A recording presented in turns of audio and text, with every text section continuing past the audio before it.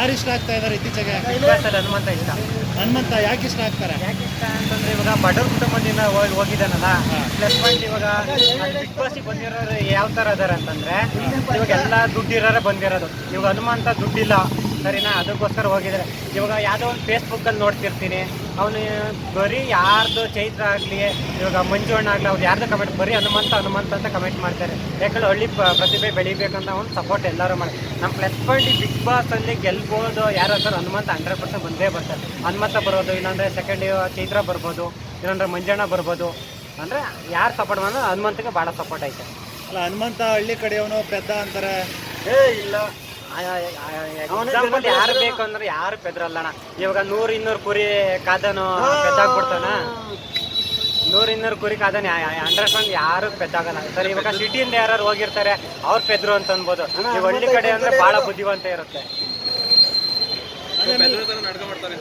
ಅಂದ್ರೆ plus point ನಾಟಕನೂ ಮಾಡ್ಬೇಕು. ಜಗತ್ತಿನಲ್ಲಿ ಸುಳ್ಳೋಗಿ ಸತ್ಯನ ಮಾಡೋದು, ಸತ್ಯನ ಸುಳ್ಳು ಮಾಡ್ಬೋದು ಸರಿನಾ. ಯಾವ್ದೋ ಒಂದು ಇದ್ರ ಬಿಗ್ ಬಾಸ್ ಗೆಲ್ಬೇಕಂದ್ರೆ ನಾಟಕ ನೋಡ್ಬೇಕು, ಸುಳ್ಳು ಮಾಡ್ಬೇಕು, ಯೂಸ್ ಮಾಡ್ಲೇಬೇಕಣ್ಣ. ಹಿಂಗೆ ಇರೋಕ್ಕಾಗಲ್ಲ. ಏನೋ ಅವನ ಮೇಲೆ ಹೊಟ್ಟೆ ಉರಿ ಇರ್ಬೋದು. ಹೊಟ್ಟೆ ಉರಿಗೋಸ್ಕರ ಹೆಂಗಿದ್ರು ಚೆನ್ನಾಗಿದ್ರು ಮಾತಾಡ್ತಾರೆ, ಚೆನ್ನಾಗಿದ್ರು ಮಾತಾಡ್ತಾರೆ. ಅದಕ್ಕೋಸ್ಕರ ಮಾತಾಡಲೇಬೇಕು. ಒಬ್ಬರು ಸೋಲಿಸ್ಬೇಕು ಅಂದ್ರೆ ತುಳಿಲೇಬೇಕು. 110 ಜನ ಒಳ್ಳೆಯರಿದ್ರು, ಒಬ್ಬರನ್ನ. ಮಂಜಣ್ಣ ಹೆಂಗ ಆಟ ಆಡ್ತಾರೆ? ಮಂಜಣ್ಣ ಅಂದರೆ ಒಂಥರ ಆ್ಯಕ್ಟಿಟ್ಯೂಡ್, ಚೆನ್ನಾಗಿ ಆಟ ಆಡ್ತಾರೆ. ಅಂದರೆ ಏನಿದ್ರು ಡೈರೆಕ್ಟಾಗಿ ಹೇಳ್ಬಿಡ್ತಾರೆ. ಅಂದರೆ ಯಾರಿಗಾರಾಗ್ಲಿ ಗೆಲ್ಲಬೇಕನ್ನೋ ಒಂದು ಆಟ ಇರುತ್ತಲ್ಲ. ಈಗ ಅವರು ಮಂಜಣ್ಣ ರಾಜ ಆಗಿದ್ರು ಈ ವಾರದಲ್ಲಿ. ಅವಾಗೆಲ್ಲ ಏನು ಅನಿಸ್ತು ನಿಮ್ಗೆ ಅವ್ರ ಆಟ ನೋಡಿ ಒಂಥರ ತುಂಬ ಇಷ್ಟ ಆಯಿತು. ಅಂದರೆ ಜನಗಳಿಗೋಸ್ಕರ ಏನಿಲ್ಲ, ಅವನ ಇಚ್ಛೆ ಮನಸ್ಸಲ್ಲಿ ಏನು ಹೇಳಿದ್ರೆ ಆ ಥರ ಬಿಹೇವ್ ಮಾಡ್ತಾರೆ. ಆಮೇಲೆ ಮೋಕ್ಷಿತ ಮತ್ತೆ ಮಂಜಣ್ಣಗೆ ಒಳ್ಳೆ ಫೈಟ್ ಆಗ್ತಾ ಇತ್ತು ಅವತ್ತು. ಫೈಟ್ ಆಗ್ತಿತ್ತು. ಮೋಕ್ಷಿತನ ಅಳಿಸ್ಬಿಟ್ಟ ಮಂಜಣ್ಣ. ಅಂದ್ರೆ ಅವ್ನು ಮಾಡೋ ಕರ್ತವ್ಯ ಮಾಡಿದ್ದೇನೆ ಸರಿನಾ. ಅದಕ್ಕೆ ಅಳೋದಕ್ಕೆ ಅಂದರೆ ಇವಾಗ ಅಳುಬಾರದು. ಯಾರು ಗೆಲ್ಲಬೇಕು ಅಂದ್ರೆ ಏನಾದ್ರು ಒಂದು ಸಾಧಸ್ ಬರಬೇಕು. ಹತ್ರ ಏನೂ ಸಿಗಲ್ಲ. ಸುಮ್ಮನೆ 4 ಜನಕ್ಕೆ ಮಾತಾಡಂಗೆ ಆಯ್ತು ಅಷ್ಟೇ. ಈ ವಾರ ಯಾರು ಹೊರಗಡೆ ಹೋಗ್ಬೋದು ಅಂತ ಅನ್ಸುತ್ತೆ ನಿಮಗೆ? ಈ ವಾರದಲ್ಲಿ ಅದು ನನಗೆ ಅಷ್ಟು ಸಂಸ್ಕೃತವಾಗಿ ಹೇಳೋಕ್ಕಾಗಲ್ಲ. ಚೈತ್ರ ಕುಂದಾಪುರ ಅವರು, ಸುರೇಶ್ ಅವರು ಇದ್ದಾರೆ. ಯಾರ ಮೇಲೆ ಡಿಪೆಂಡ್ ಆಗಲ್ಲ. ಯಾರು ಇವಾಗ ಯಾರು ನೀವು ನಮಗೆ ಗೊತ್ತಿರುತ್ತೆ ಯಾರು ಹೋಗ್ತಾರೆ ಅಂತ. ಯಾರು ಹೋಗ್ತಾರೆ ಅಂತ ಒಂದು ಪ್ರಶ್ನೆ. ನಿಮಗೆ ಯಾರು ಹೋಗ್ಬೇಕು? ನನಗೆ ಯಾರು ಹೋಗ್ಬೇಕು ಅಂತಂದರೆ ಗೋಡ್ ಸುರೇಶ್ ಹೋಗ್ಬೇಕು. ಯಾಕೆ ಆಡ್ತಿಲ್ಲ ಅವರು?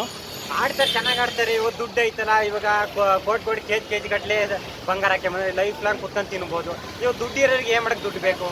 ಇವಾಗ ಹನುಮಂತಗಾದ್ರೆ ಓಕೆ, ಏನೋ ಒಂದು ಮನೆ ಕಟ್ಕೊಂಬೋದು, ಏನೋ ಒಂದು ಉಪಯೋಗ ಆಗುತ್ತೆ. ಮಾನವೀಯತೆ ದೃಷ್ಟಿಯಿಂದ ಅವ್ರು ಹೋಗ್ಬೇಕು ಅಂತೀರಾ? ಇವಾಗ ಇವನಿಗೆ ರಜತ್ ಅವ್ರಿಗೆ ತಲೆ ಬೋಳಿಸ್ಬೇಕು ಅಂತ ಹೇಳಿ ಮಂಜಣ್ಣ ಇದು ಮಾಡ್ದ. ಅವ್ನು ಚೆನ್ನಾಗಿ ಆಡ್ತಾನೆ. ರಜತ್ ಪ್ಲಸ್ ಪಾಯಿಂಟ್ ಇವಾಗಲೇ ಮನೆಯಿಂದ ಹೋದ್ರೆ ಅವನಿಗೇನು ಬೇಜಾರೇನಿಲ್ಲ ಸರ್. ಆ ಥರ ಆಡಬೇಕು. ಇವಾಗ ಎಲ್ಲರ ಮುಂದೆ ಒಂಥರ ಇಲ್ಲದೆ ಒಂಥರ ಆ ಥರ ಬೇಡ.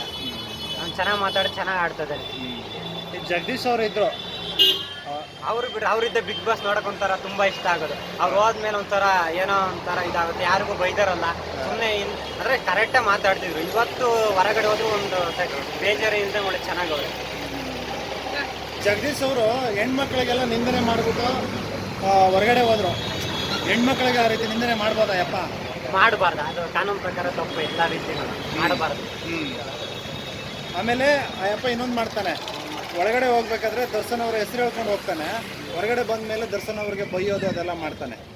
ಅಂದರೆ ದರ್ಶನ್ ಹೆಸರು ಹೇಳ್ಕೊಂಡು ಹೋದ ಜಗದೀಶ್ ಅಂತಂದರೆ ಏನಾರು ಅವ್ರ ಕಡೆಯಿಂದ ಸಪೋರ್ಟ್ ಸಿಗ್ಬೋದು ಅನ್ನೋ ಒಂದು, ಅವರಿಂದ ಬೆಳಿಬೋದು ಅನ್ನೋ ಒಂದು ಉದಾಹರಣೆ ಸರಿನಾ. ಈ ಹೊರಗಡೆ ಹೋದ ಅವ್ರ ಕಡೆಯಿಂದ ಏನು ಉಪಯೋಗ ಇರಲ್ಲ, ಅದಕ್ಕೋಸ್ಕರ ಅವ್ರು ಬೈತಾರೆ ಅಷ್ಟೇ. ಅವ್ರ ಕಡೆಯಿಂದ ಹೆಲ್ಪ್ ಆಗಿರೋ, ಅಭಿಮಾನಿಗಳಿಂದ ಹೆಲ್ಪ್ ಆಗಿದ್ರೆ ದರ್ಶನ್ ಅಂತ ಹೊಗಳೋರು. ಈಗ ಹೊರಗಡೆ ಹೋದ್ರಲ್ಲ, ಅವ್ರ ಕಡೆಯಿಂದ ಸಪೋರ್ಟ್ ಇಲ್ಲ, ಏನು ಬರೋದು ಬಂದ್ಬಿಟ್ಟಿದ್ದೀನಿ ಏನು ಮಾಡೋಕ್ಕೆ ಅನ್ನೋ ಒಂದು ಕಾರಣಕ್ಕೆ ಇದು ಮಾಡ್ತಾರೆ. ಯಾವ ಹೀರೋ ಇಷ್ಟ ನಿಮಗೆ? ನನಗೆ ಎಷ್ಟು ಇಷ್ಟ. ಓಕೆ. ಈಗ ನೆಕ್ಸ್ಟ್ ಅವ್ರ ಸಿನಿಮಾ ಬರ್ತಾ ಇದೆಯಲ್ಲ, ಬಂದಿಲ್ಲ? ಬಂದಿಲ್ಲ ಅಂದರೆ ಅದು ವಿವಾದಗಳಿದೆ, ಇನ್ನೂ ಶೂಟಿಂಗ್ ಕಂಪ್ಲೀಟ್ ಆಗಿಲ್ಲ ಅನ್ಸುತ್ತೆ. ಬಿಟ್ಟರೆ ಬೇರೆ ದರ್ಶನ ನೋಡ್ತೀನಿ ಎಲ್ಲ. ಅವಾಗ ನಾನು ಚಿಕ್ಕವನಿದ್ದಾಗ, ನಾನು ಹಳ್ಳಿ ಕಡೆ ಇದ್ದಾಗ ಚಿಕ್ಕವನಿದ್ದಾಗ ನನಗೆ ಭಾಳ ದರ್ಶನ ಇಷ್ಟ ಆಗ್ತಿತ್ತು. ಇತ್ತೀಚೆಗೆ ನಾನು ಎಷ್ಟು ತುಂಬ ಇಷ್ಟ ಆಗುತ್ತೆ. ಯಶ್ ಅವ್ರ ಇಂಡಸ್ಟ್ರಿಗೆ ಬಂದಮೇಲೆ ಯಶ್ ಅವರು ಇಷ್ಟ ಆಯಿತು. ಹಾಂ, ಬೇರೆ ಇಂಡಸ್ಟ್ರಿಗೆಲ್ಲ ಹೋಗಿ ಚೆನ್ನಾಗಿ ಹೆಸರು ಮಾಡ್ದ. ಅವನ ಕಡೆಯಿಂದ ಒಂದು ತಪ್ಪುಗಳನ್ನು ನೋಡಿಲ್ಲ ನಾನು ಲೈಫ್ ಲಾಂಗು. ಅಂದರೆ ಮುಂದಕ್ಕೂ ನೋಡಲ್ಲ ಅಂತ ಅನ್ಸುತ್ತೆ. ಅವನ ಕಡೆಯಿಂದ ಯಾವ ತಪ್ಪುಗಳಿಲ್ಲ. ಅದು ಬಿಟ್ಟರೆ ಉಪೇಂದ್ರ ಅಷ್ಟು ಇಷ್ಟ ಆಗಲ್ಲ. ಅವನ ಮಾತಾಡೋ ರೀತಿ, ಅವನ ಸ್ಟೈಲು, ಅವನ ಒಂಥರ ಒಂದು ಕಡೆಯಿಂದ ನೋಡ್ರಿ ಇಷ್ಟ ಆಗುತ್ತೆ. ಈಗ ಅವ್ರದ್ದು UI ಸಿನಿಮಾ ಬರ್ತಾ ಇದೆ, ಏನನ್ಸುತ್ತೆ? ಆ ಸಿನಿಮಾ ಟ್ರೈಲರ್ ಕೂಡ ಅಂದ್ರೆ ಬಿಟ್ಟಿದ್ದಾರೆ. ಇವಾಗ ಬಂದು ನಾವು ನೋಡಿದ್ಮೇಲೆ ಒಂಥರ ಅವ್ನ ಬಗ್ಗೆ ಏನ್ ಹೇಳ್ಬೇಕು ಬಿಡೋದು ಅಂತ ನನಗೆ ಗೊತ್ತಾಯ್ತು. ಇವಾಗ ನೋಡ್ದಲ್ಲಿ ಹೇಳಕ್ ಏನು ಆಗಲ್ಲ ಅಂದ್ರೆ ಟ್ರೈಲರ್ ಬಂದಿದೆ ನೋಡಿದ್ರಾ? ಟ್ರೈಲರ್ ಬಿಟ್ಟಿದ್ದಾರೆ UI ಸಿನಿಮಾ ನೋಡಿಲ್ಲ. ಅಂದ್ರೆ ಮುಂದೆ 2000 ಮುಂದೆ ಫ್ಯೂಚರ್ ಅಲ್ಲಿ ಎಲ್ಲಾ ತರ ಟೆಕ್ನಾಲಜಿ ಸಿಗುತ್ತೆ, ಅದು ತಿನ್ನಕ್ಕೆ ಅನ್ನನೇ ಇರಲ್ಲ. ಅಂದ್ರೆ ಟೆಕ್ನಾಲಜಿ ಫಾಸ್ಟ್ ಆಗ್ತಿದೆ, ನಾವು ಎಲ್ಲ ಟೆಕ್ನಾಲಜಿಗಳು ಬಳಸ್ತಾ ಇದೀವಿ. ಈಗ ನೋಡಿ ಎಲ್ಲ ಇಂಟರ್ನೆಟ್, ಮೊಬೈಲ್, ಸೊ ಎಲ್ಲರ ಹತ್ರನೂ ಮೊಬೈಲ್ ಇದ್ದೇ ಇರುತ್ತೆ, ಚಿಕ್ಕ ಮಕ್ಕಳ ಹತ್ರನೂ ಇರುತ್ತೆ. ಸೊ ಹಂಗೆ ಮುಂದೆ ಟೆಕ್ನಾಲಜಿ ಜಾಸ್ತಿ ಆಗುತ್ತೆ, ಊಟನೇ ಸಿಗಲ್ಲ ಆ ಥರ ಆಗುತ್ತೆ. ಆ ಥರ ಒಂದು ಕಾನ್ಸೆಪ್ಟ್ ಮಾಡಿದಾರೆ ಅವರು. ನೋಡಿದ್ರೆ ಏನ್ ಅನ್ಸುತ್ತೆ ಆ ಕಾನ್ಸೆಪ್ಟ್ ಬಗ್ಗೆ ನಿಮಗೆ? ಅದನ್ನ ಅಂದ್ರೆ ತುಂಬಾ 4 ಜನಕ್ಕೆ ಒಂದ್ ಸ್ವಲ್ಪ ಉಪಯೋಗ ಆಗುತ್ತೆ, ಒಂದ್ ಸ್ವಲ್ಪ ತಿಳ್ಕೊಂಡಂಗೆ ಆಗುತ್ತೆ. ಅಂದ್ರೆ ಪ್ಲಸ್ ಪಾಯಿಂಟ್ ಇವಾಗ ಏನಂದ್ರೆ ನಾವು ಚಿಕ್ಕರಿದ್ದಾಗಲೂ ಒಂದೊಂದು ರೂಪಾಯಿಗೂ ಭಾಳ ಗೌರವ ಕೊಡ್ತಿದ್ವಿ, ಒಂದೊಂದು ರೂಪಾಯಿಗೂ. ಅಂದ್ರೆ 1 ರೂಪಾಯಿ ಸಿಕ್ಕಿದ್ರೆ ನಮಗೆ ಭಾಳ ಹೆಮ್ಮೆ. ಅವಾಗ ಇವಾಗ 10 ರೂಪಾಯಿ 100 ರೂಪಾಯಿ ಇವತ್ತಿನ ಕಾಲದಲ್ಲಿ ಬೆಲೆ ಇಲ್ಲ.